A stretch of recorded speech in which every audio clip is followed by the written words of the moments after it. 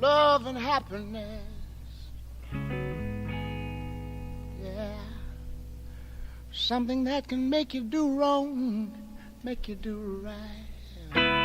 Yeah. Love.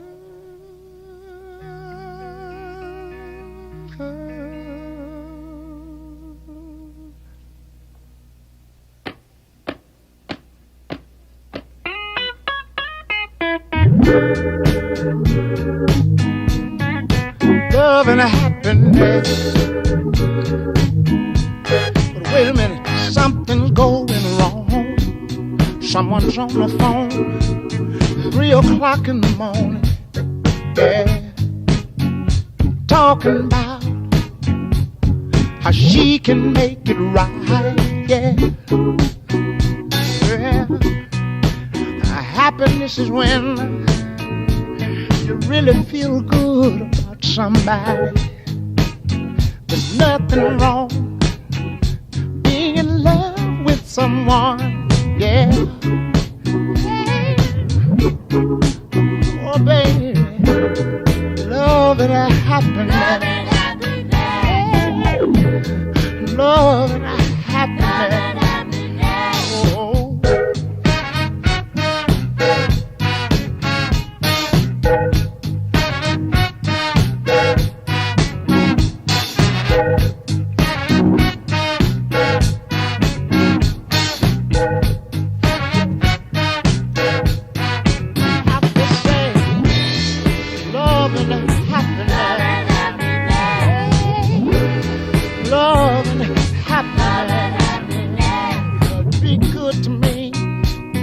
I'll be good to you. We'll be together. Yeah. See each other. Walk away with victory. Yeah. Yeah. Oh, baby. Love and happiness. Oh, yeah. Love and happiness.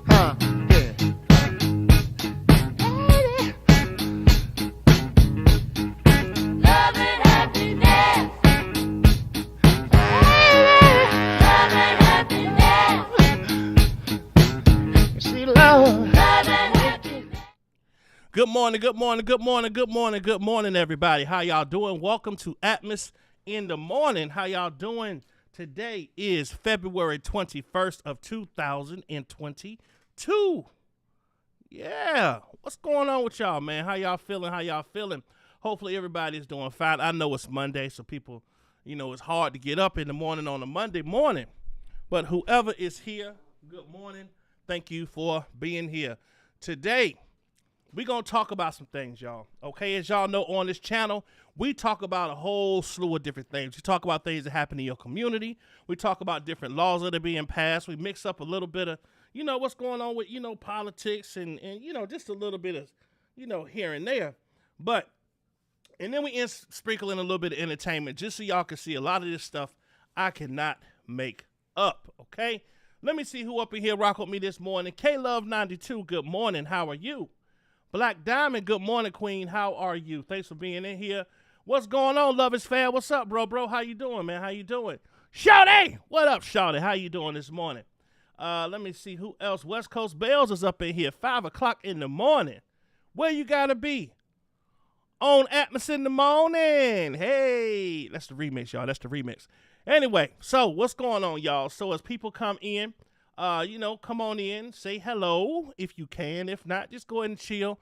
Grab your coffee, eat your bagel. People that are driving right now, thank you for listening in right now. Let's go ahead and get straight to this, y'all. So there's a couple of things. First of all, I wanted to just talk about, so yesterday I did a live, just expressing my opinion about some parents' involvement. I'll say, parents' involvement in the case with R. Kelly and the victims, okay? I offered my opinion. I backed up my opinion based on looking at the transcripts, based on looking at the motion that Jennifer Bonjean had put out. So it was just my opinion, my thoughts based on what I was reading, right?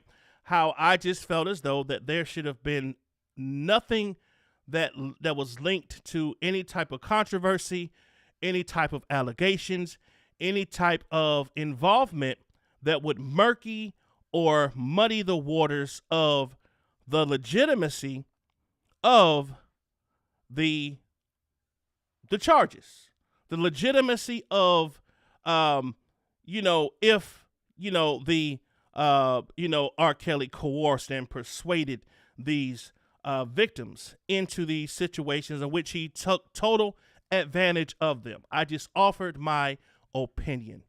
And, that's really what it is at the end of the day. It is reading the text messages. It's giving my opinion about it. And that's just simply what it is. No one was bashed. It was my opinion. And we all have an opinion, right? Now, is it possible for something to come out from the government that debunks what I feel? It's possible, right? However, I still voiced my opinion on how I feel morally about the situation. Just something just didn't sit right. And so people are allowed to voice their opinions if they feel awkward about a situation. And, it's a lot of times when, let's say you have a family member and let's say that, they do something, commit a crime, and, you as the family member, you're going to be like, well, hold on, you don't want to, jump on that person. Let's wait and see everything before, you come to a conclusion. And then out of nowhere, you see behind the scenes that there was some extra shenanigans going on that had nothing to do with the actual victim. And that's when you look, okay, hold on, whoa. You have to take a step back and say, hey, well, I just don't like the fact that there were some extra dealings that were involving parents with this case. And so that was my opinion. I offered it.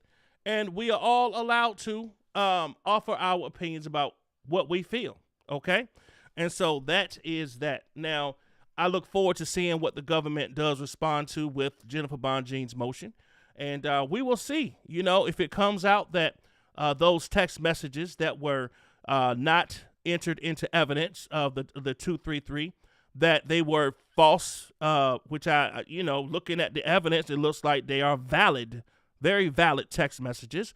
But, hey, the government still does have to respond. When the government responds, we will read what the government's response is, and we will go from there. Am I a person who will say, yo, you know what? I'm sorry. I was wrong. Of course I am. Right?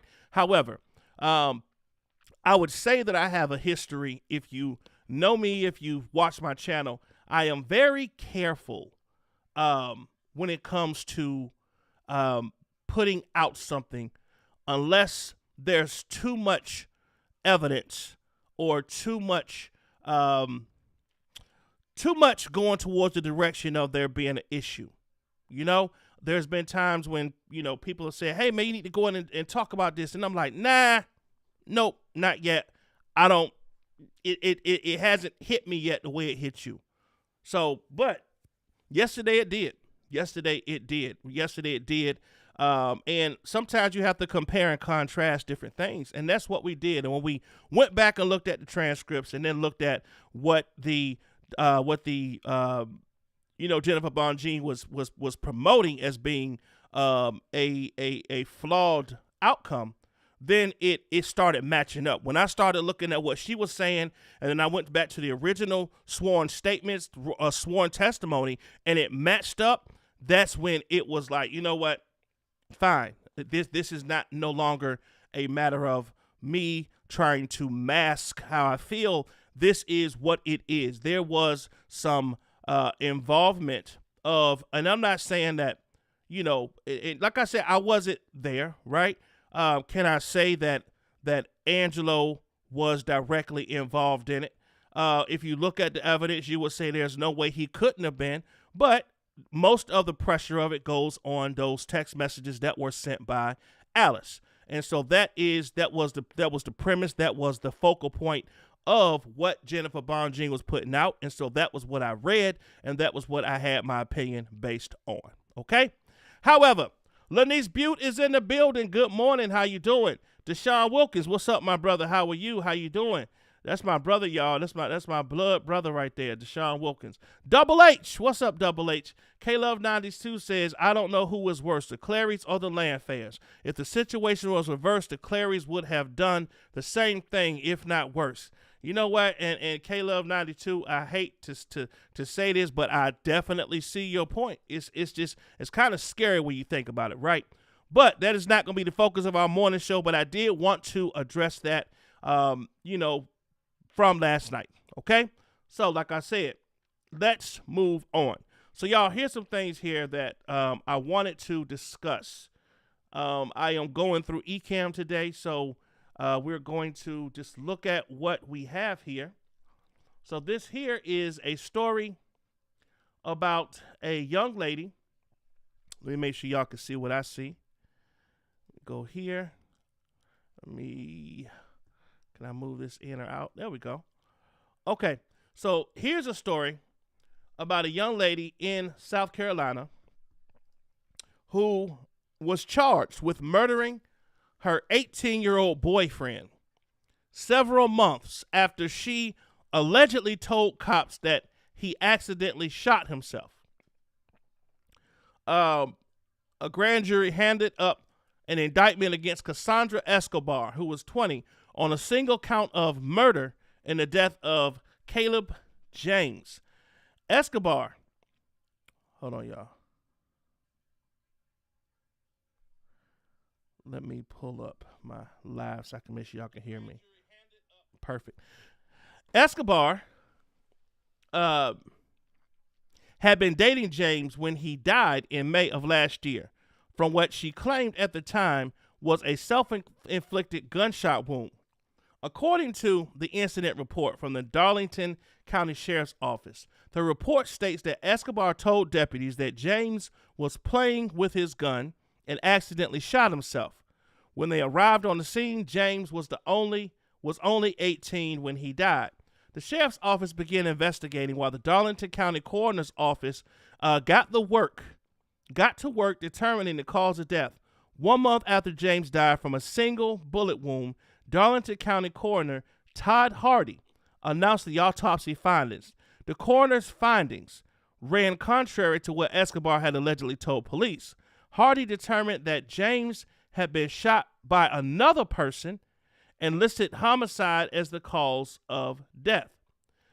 The very same day, deputies booked Escobar after charging her with a lesser count of voluntary manslaughter.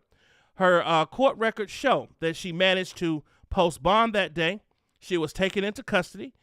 In the months that followed, prosecutors gathered evidence to present to the grand jury. The grand jury rendered its decision upping the charge on Thursday morning per Escobar's court records. Authorities are not releasing any information at this time and declined to comment further about the case. Rather, they referred to their few brief past statements. W. Glenn Campbell Detention Center shows Records show that Escobar was booked yet again on Thursday afternoon. As of Friday, records that at the facility listed her as a current inmate being held on $25,000 bond.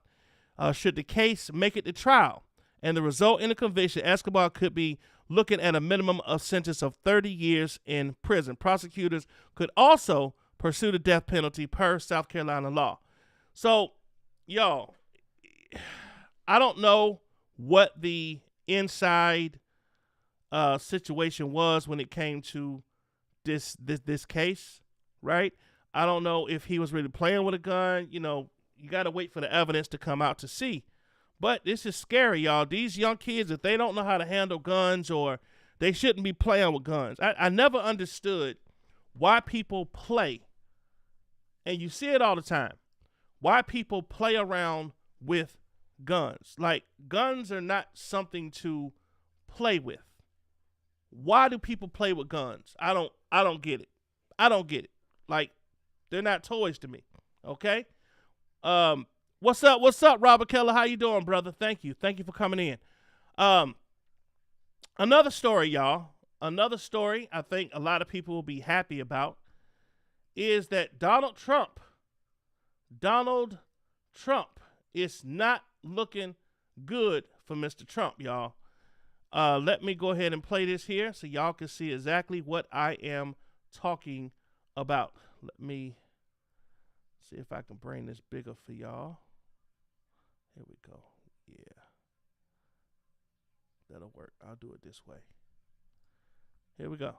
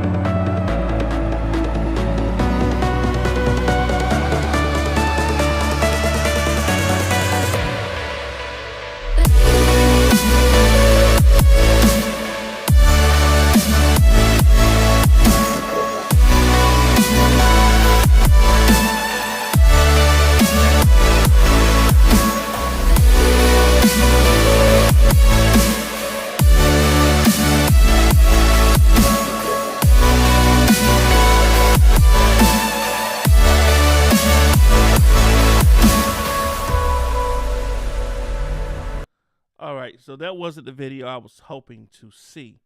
Hold on.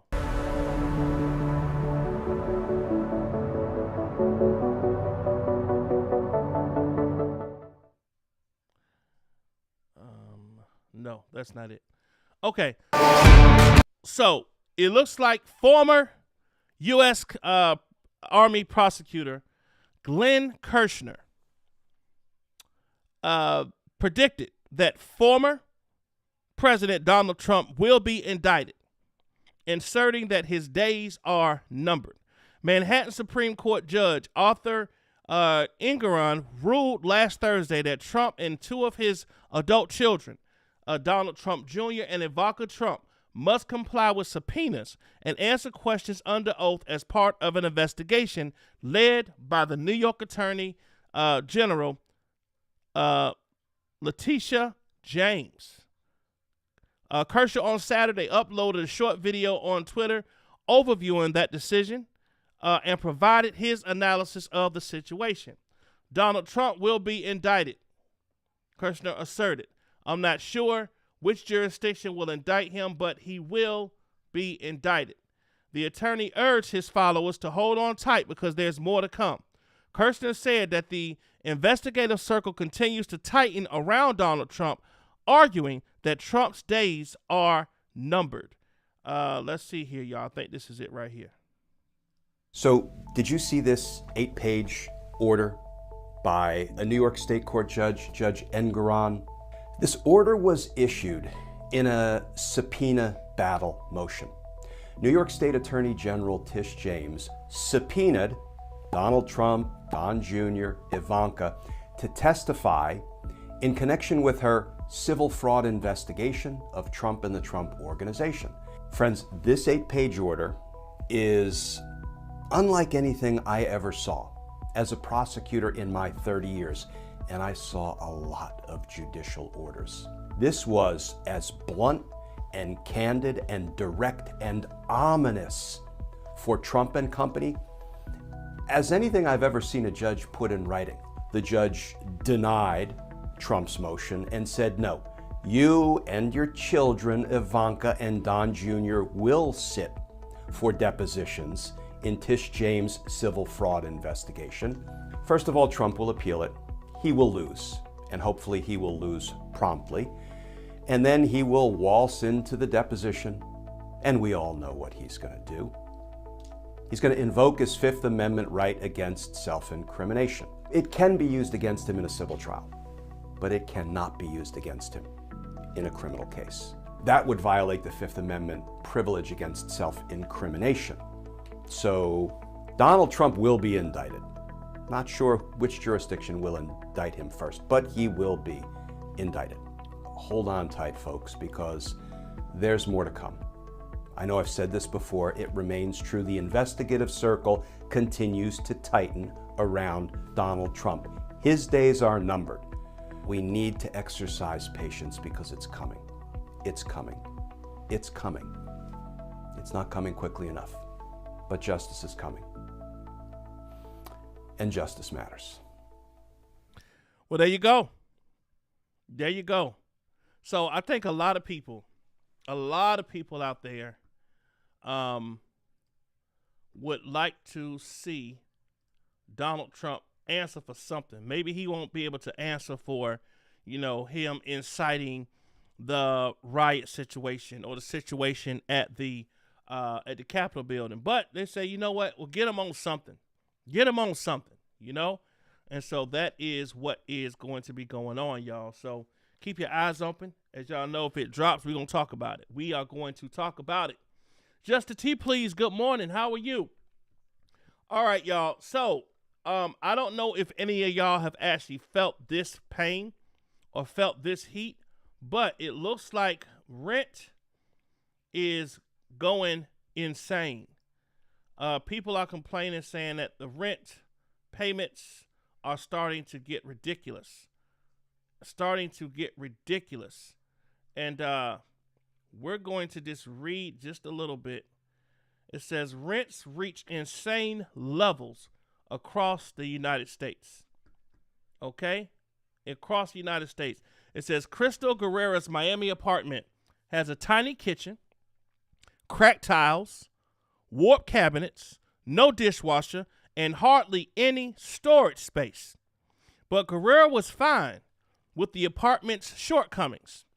It was all a part of being a 32-year-old graduate student in South Florida. She reasoned, and she was happy to live there for a few more years as she finished her marketing degree. Hey, y'all, I know we only got a few people. If y'all don't mind hitting that like button for your bro, I would appreciate that. What's up, Grace Online? What's going on? Let's see. That was until a new owner bought the property and told her he was raising the rent from $1,550 to $1,950. Damn! That is a massive increase in rent. That is a 26% increase that Guerrera said meant her rent would account for the majority of her take-home pay from the University of Miami. I thought that was insane, said Guerrera, who decided to move out.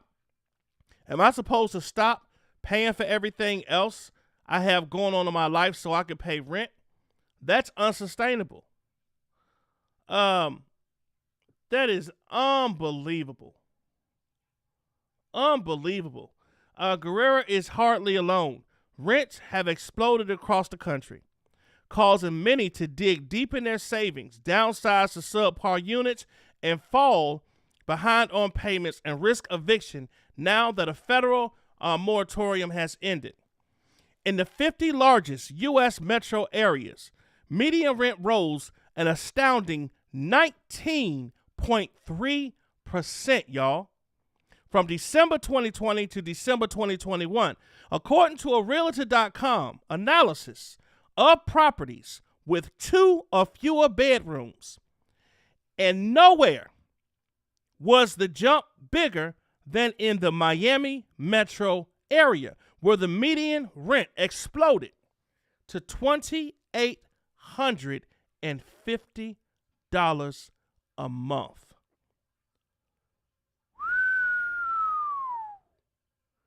Wow. That is a 49.8% higher than the previous year.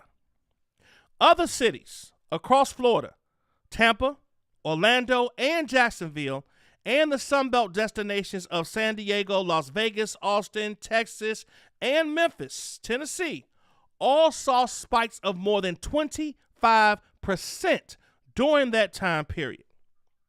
Rising rents are an increasing driver of high inflation that has become one of the nation's top economic problems.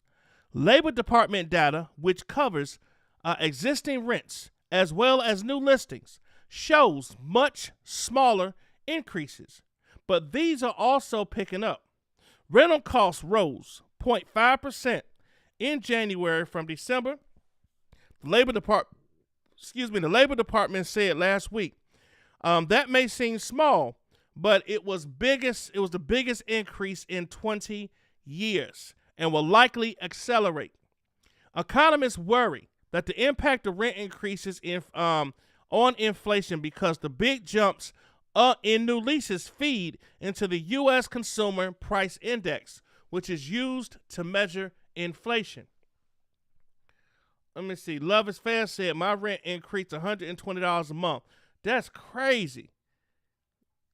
K-Love said, everything is going up except the salaries. Yeah, you're right. Grace Online said, these rental places lost money for their properties during the pandemic. I'm backed up a little with my rent. I'm on a payment plan. The struggle is real. Listen, I understand. I totally know where you're coming from, Grace Online. I do. It says here that inflation jumped 7.5% in January from the year earlier, the biggest increase in 4 decades, while many economists expect that to decrease as the pandemic disrupted supply chains unravel. Rising rents could keep inflation high through the end of the year, since housing costs make up 1/3 of consumer price index. It says things have gotten so bad in Boston, which has nearly overtaken San Francisco as the nation's second most expensive rental market, that one resident went viral for jokingly putting an igloo on the market for $2,700 a month. Heat and hot air not included. That is so silly. Experts say many factors are responsible for the astronomical rents, including a nationwide housing shortage, extremely low rental vacancies, and unrelenting demand as young adults continue to enter the crowded market. Whitney Airgood, who's a lead author of the recent report of Harvard University's Joint Center for Housing Studies, said that there was a lot of pent-up demand after the initial months of the pandemic, when many young people moved back home with their parents starting last year. As the economy opened up and young people moved out, rents really took off, she said. According to the U.S. Census Bureau, rental vacancy rates during the fourth quarter of 2021 fell to 5.6%, the lowest since 1984. Now, hold on, let me pull this over, y'all. Sorry.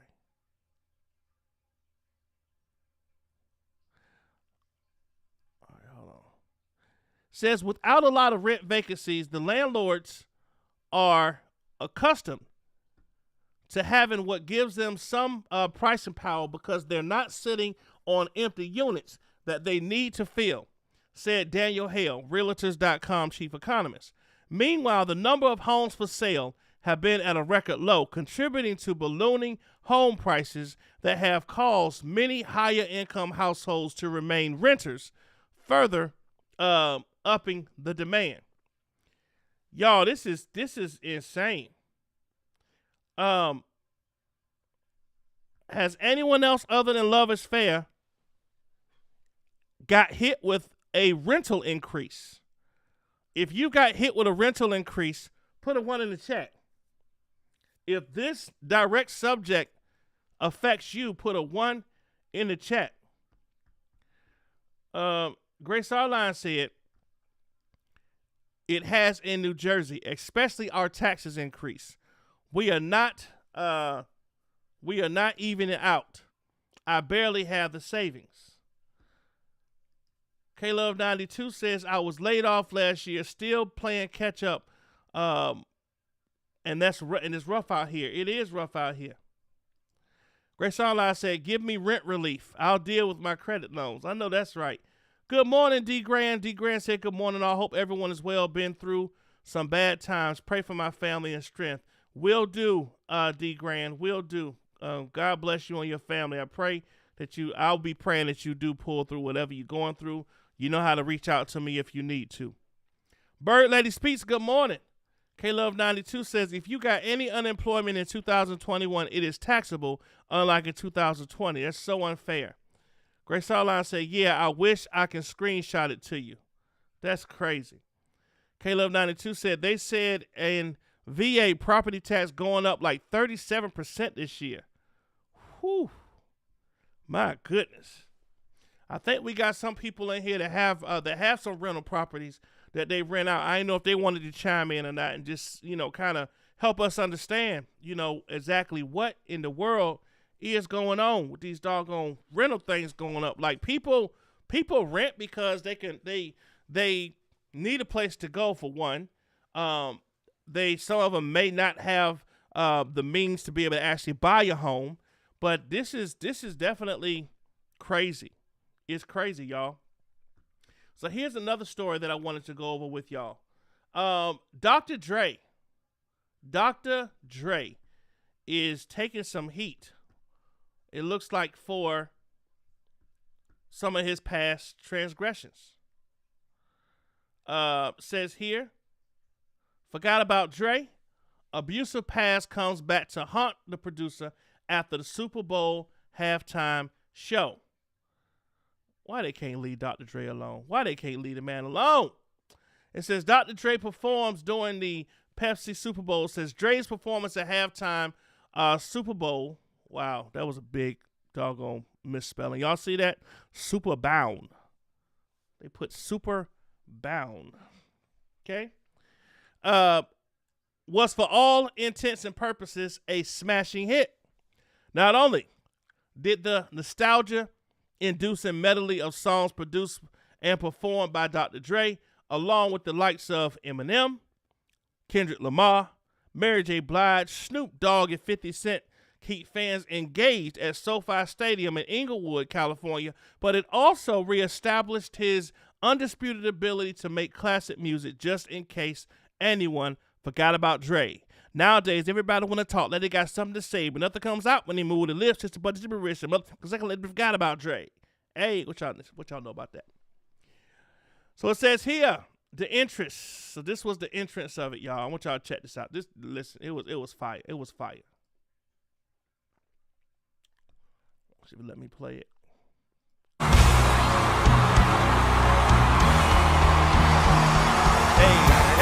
Hey, it's the one and only D-O-double-G. Snoop Dogg. You know what happened with the D-R-E. Yeah. Y'all know what this is. So can y'all make some noise for my man Snoop Dogg? Come on, louder, y'all. Man, that was crunk. That was off the chain, y'all. That was off the chain.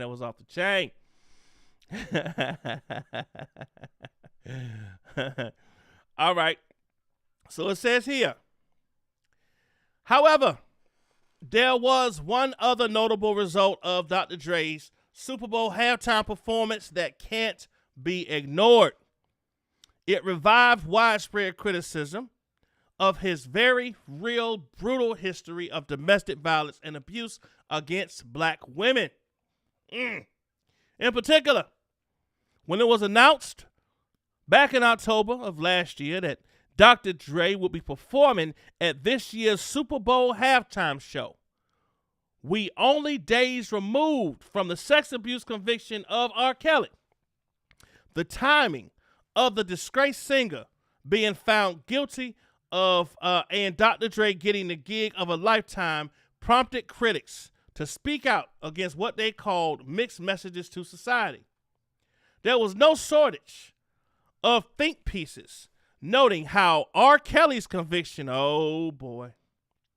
noting how R. Kelly's conviction signified a win for black women.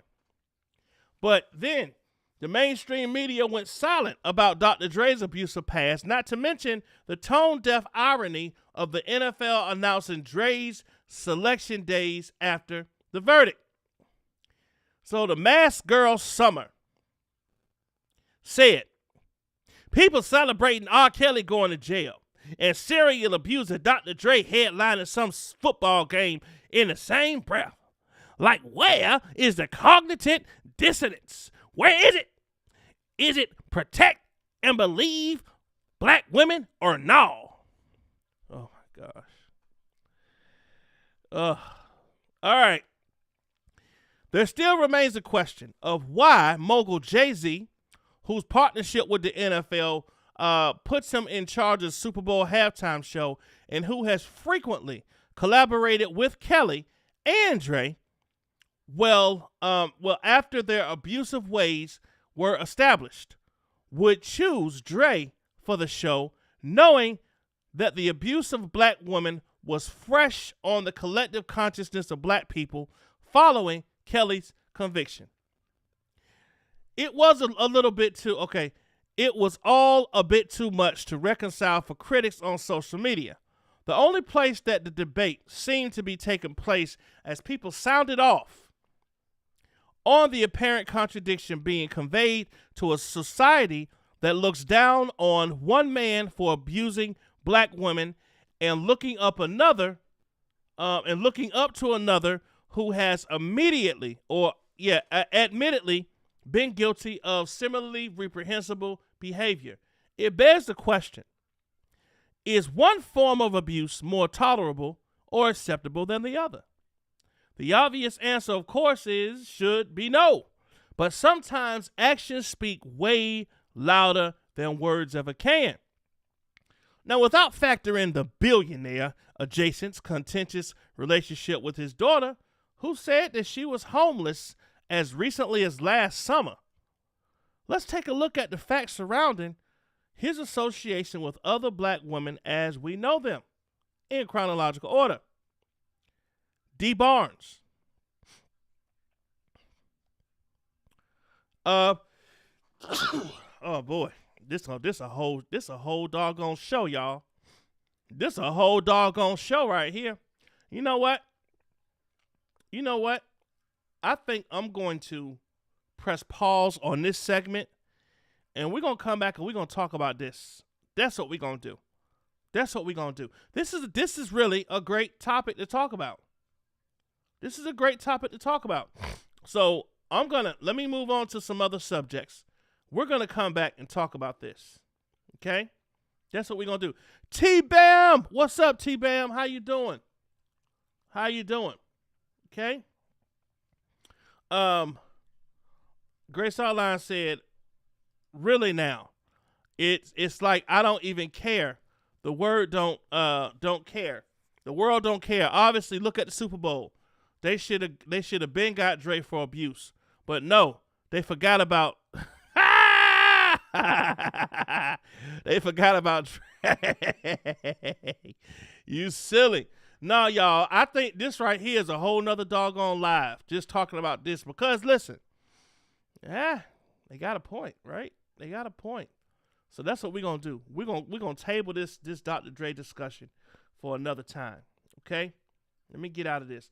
Now, what do y'all think about this right here? This is looks like Apple retail employees are reportedly using Android phones and encrypted chats to keep unionization plans secret. It says that let me see here so y'all can see this. I gotta get used to this thing, y'all. Hold on. So it says here,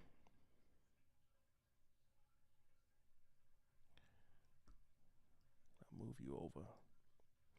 It says Apple may be the world's largest company in the market. World cap almost $3 trillion.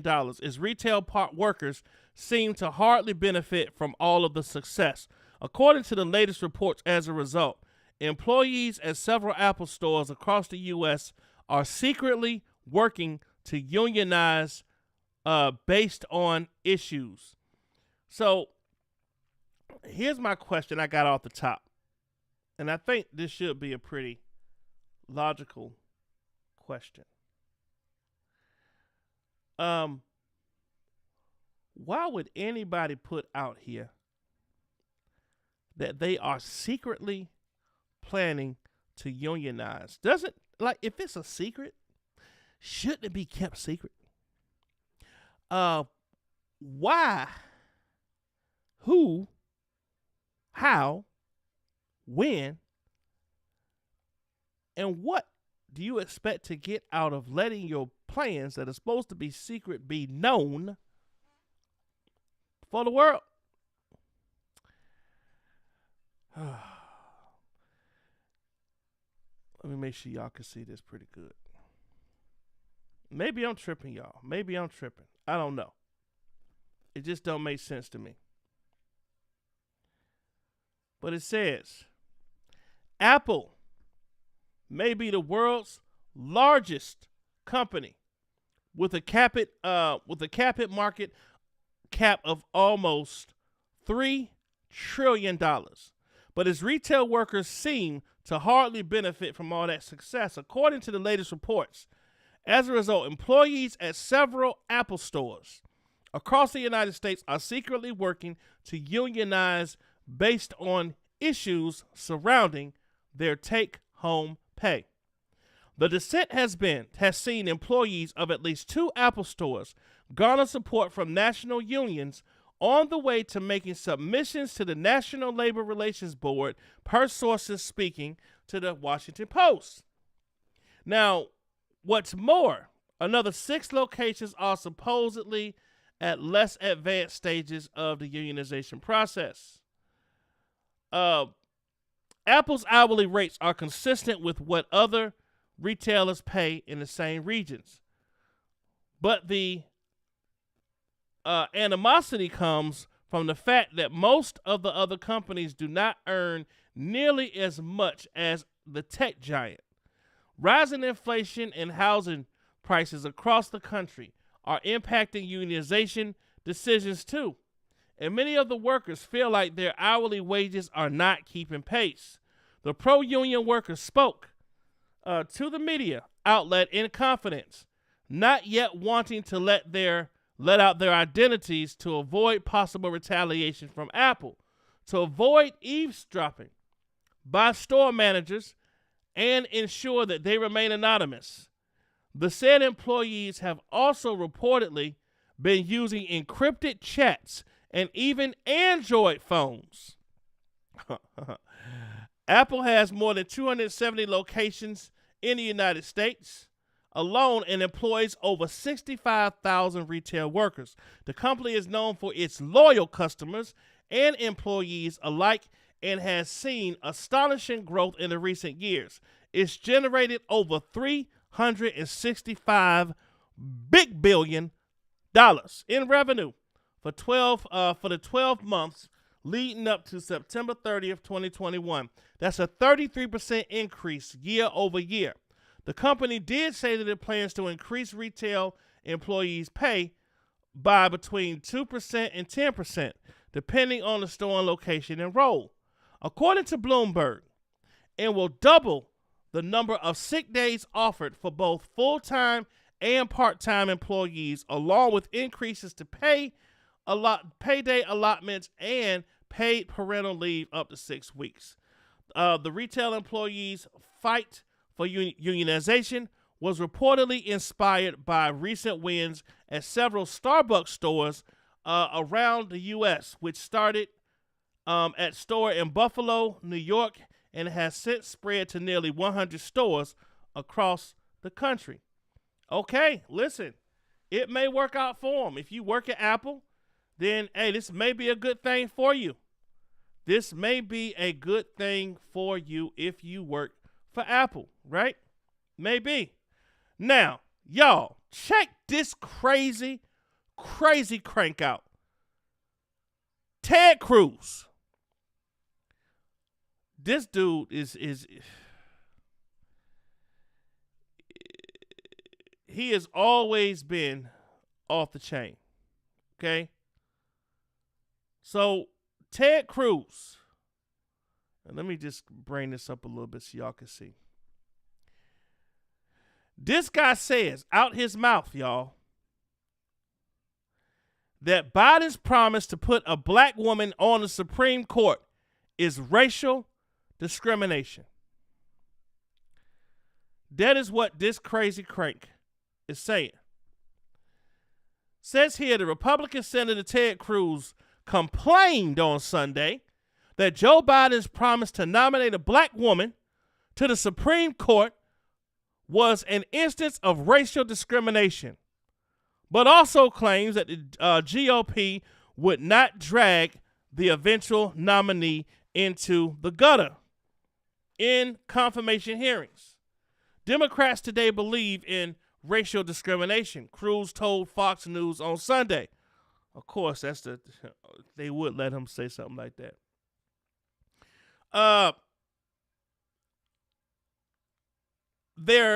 He said they're committed to the political position.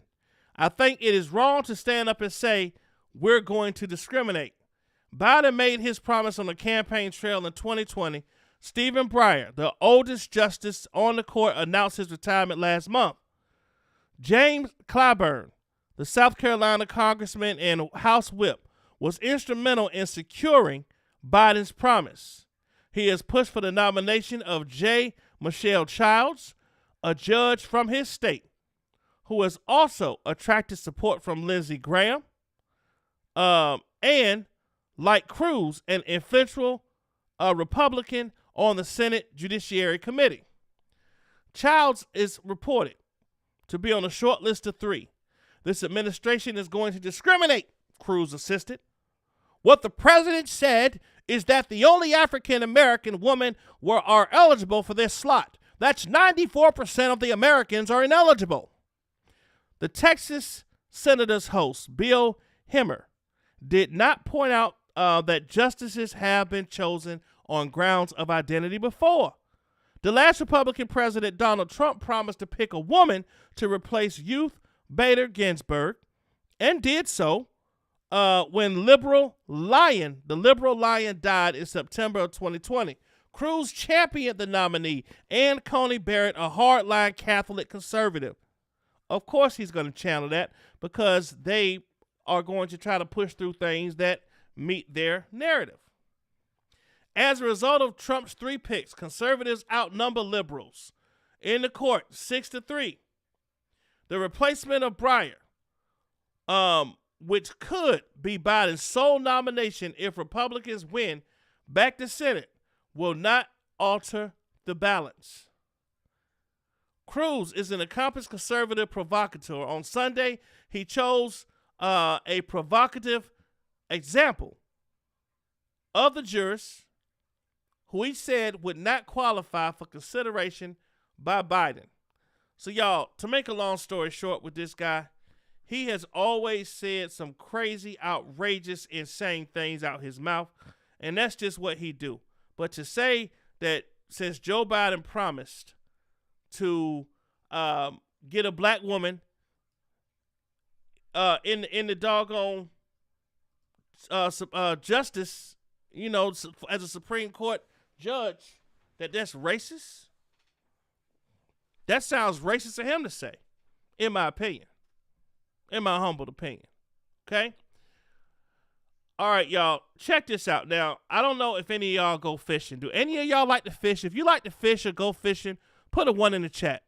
If you like to fish or you go fishing, put a 1 in the chat. If you don't be dealing with no fishing, no hooks and all that kind of stuff, then put a 2 in the chat.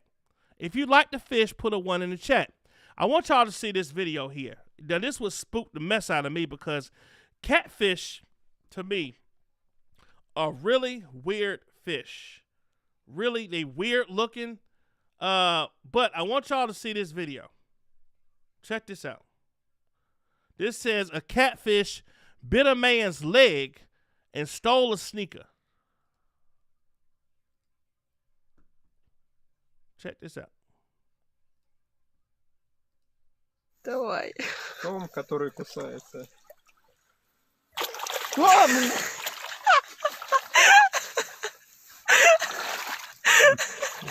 Wow. Wow. Давай. Том, который кусается.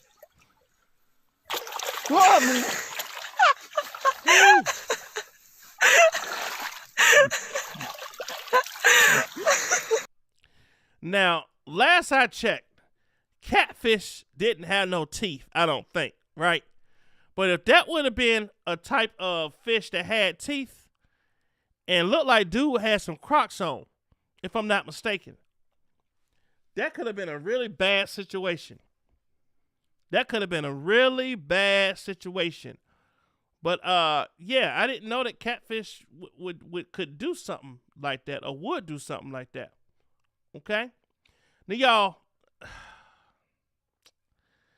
this next thing I'm about to show y'all is definitely leads towards the area of ignorant.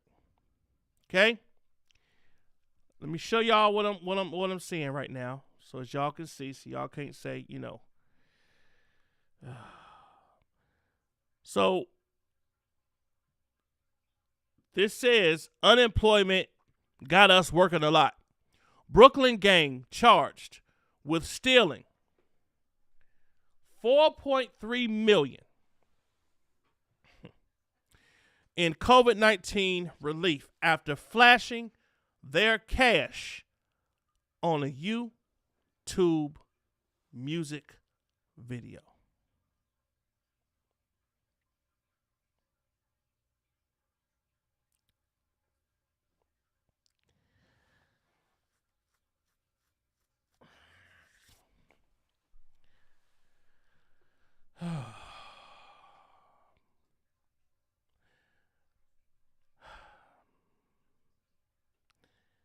Let's continue. It says here,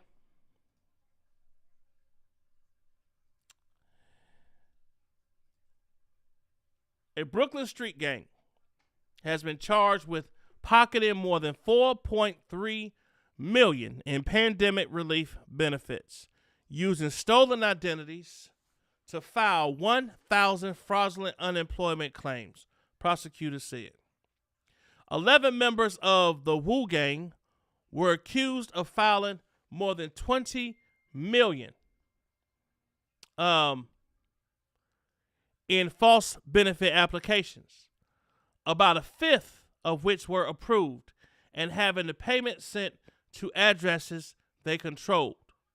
Prosecutors said that the gang was ultimately caught in part because members posted numerous pictures and videos of themselves online, flashing gang signs and piles of cash, often while standing in front of luxury cars, including Lamborghini and Mercedes-Benz vehicles.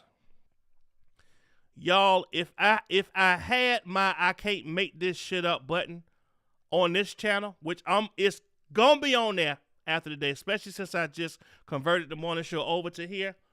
If I had that button on here right now, I would probably play it about 10 times in a row.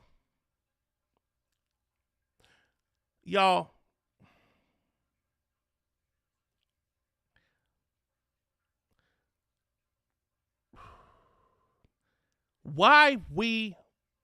I'm not going to just say we. Let me just say why people feel like it is smart to post money and we got this and we got that and we doing this and we doing that and not expect the feds to be watching. It says photographs and videos of the defendants posted on publicly accessible social media pages show them expressing their allegiance to the Wall Street gang through hand signs and other means, and flaunting their ill-gotten gains by displaying large stacks of United States currency and standing near luxury vehicles. Investigators wrote in the criminal complaint.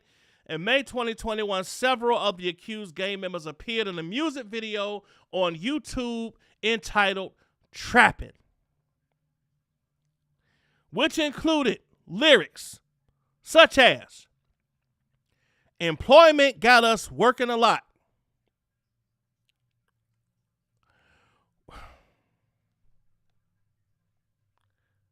I'm sorry. Let me say that right. The lyric says, "Unemployment got us working a lot," which investigators argued in court papers was a reference to a fraud scheme. 10 of the 11 men, who are all 23 years or under, were taken into custody on Thursday and couldn't be reached for comment. It was not clear if they had retained attorneys. One of the men remains at large, investigators said. Prosecutors said between March 2020 and October 2021, the men got hold of the names, birth dates, and social security numbers of 800 people and used them to submit nearly 1,000 claims to New York State's Department of Labor for unemployment-related benefits to pandemic assistant families. Damn! Man, y'all, it's stuff like this that ruins it for people that actually need it. I can't read this no more.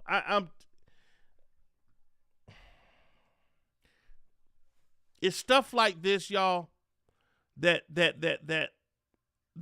kills it for us ever thinking that we're gonna get any type of reparations. Right? It'll probably never happen, but things like this just push that argument further and further and further back. We're gonna talk about that another day. Okay? We got to do better, y'all. We got to do better.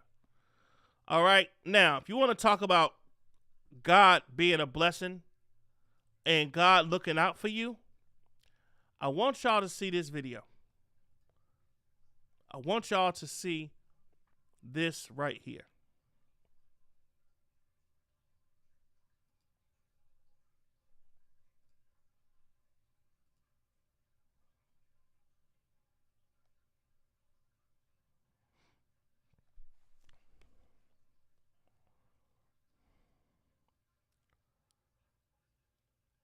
Woo!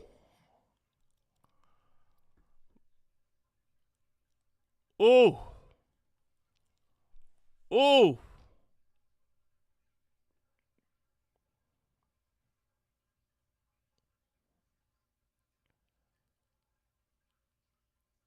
Ooh.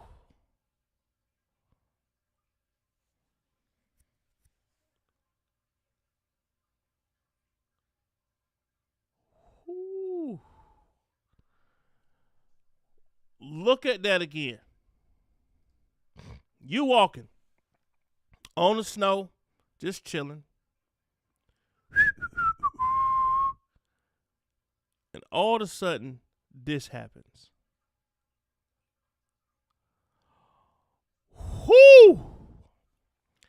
Y'all, that wasn't nothing but God.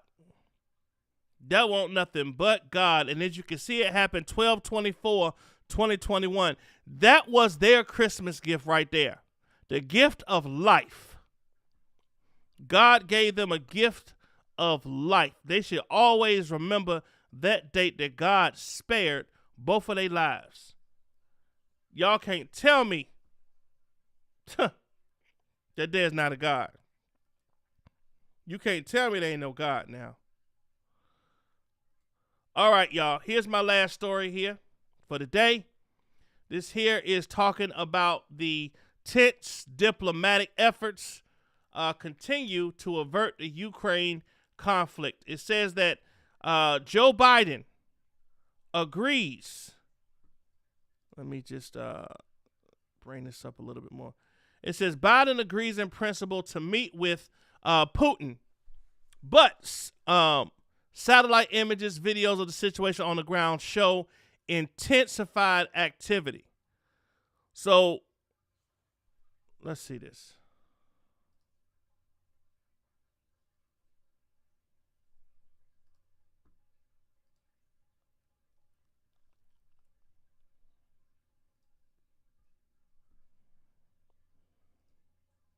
Wars come with their own fog, chaos, phone lines down, panic sowing confusion.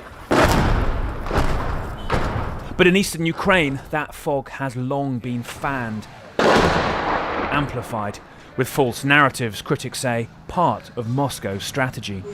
We have reason to believe that they are engaged in a false flag operation to have an excuse to go in. Every indication we have is they're prepared to go into Ukraine, attack Ukraine. Sometimes it is easy to spot.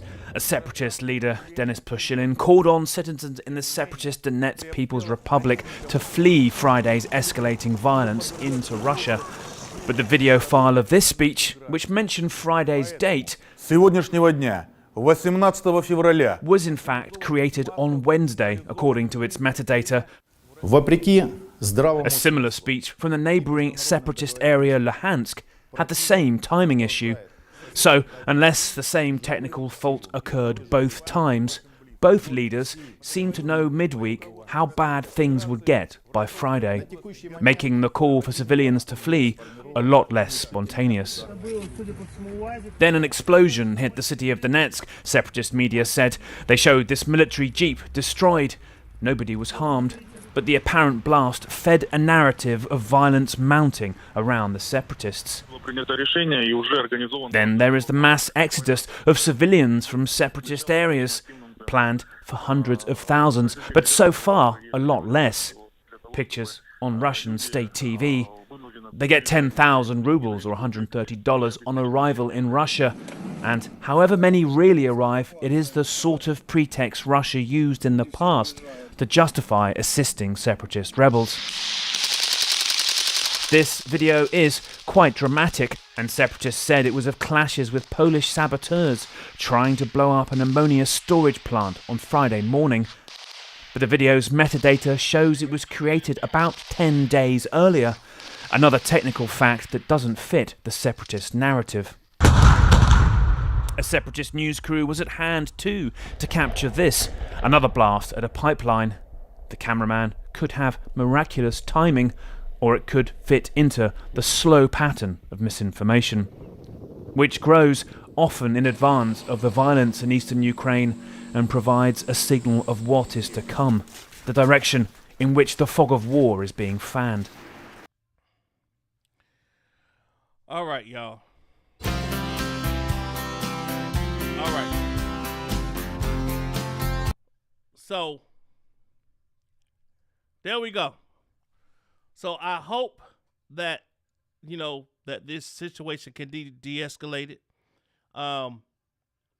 We'll see what happens. Hopefully diplomacy will work. It looks like it's past diplomacy right now, but we'll wait and we'll see. Okay, let me see what some of y'all saying in the chat. Let me see. Take R. Kelly said, I have friends in the blue state, a blue stat with who lost whole business because they couldn't get the PPP loans. Man, yeah. Black Diamond said, I thought the government would scrutinize all applications for PPP money. Oh, yeah. Yeah, that was a wake-up call. Yes, Lord. This is frightening. Black Diamond said, if I catch a catfish, I will not reel it in. I cut the line. Damn idiots. They the watermelon heads of the day. I like that. Watermelon heads of the day. Look at Grace. Look at Grace. I like that. Watermelon heads of the day. Hey, daughter of the Most High. How you doing? Thanks for coming in. I wonder, they stopped my unemployment. I need that money, man. Jeez. Yeah, so these, y'all, that's a whole nother live. Y'all listen, I love y'all. Thank y'all for coming in here today. Call somebody you ain't talked to in a long time. Just call them and tell them that you love them. Okay? Call them and tell them that you love them. Look through your contacts and just see who you haven't talked to in a long time. And just call them and say, hey, just want to let you know I care. I love you. God bless you. Something. Okay? Y'all have a blessed day. Be easy. Stay out of trouble. I'll holler at y'all later. Peace. Yeah.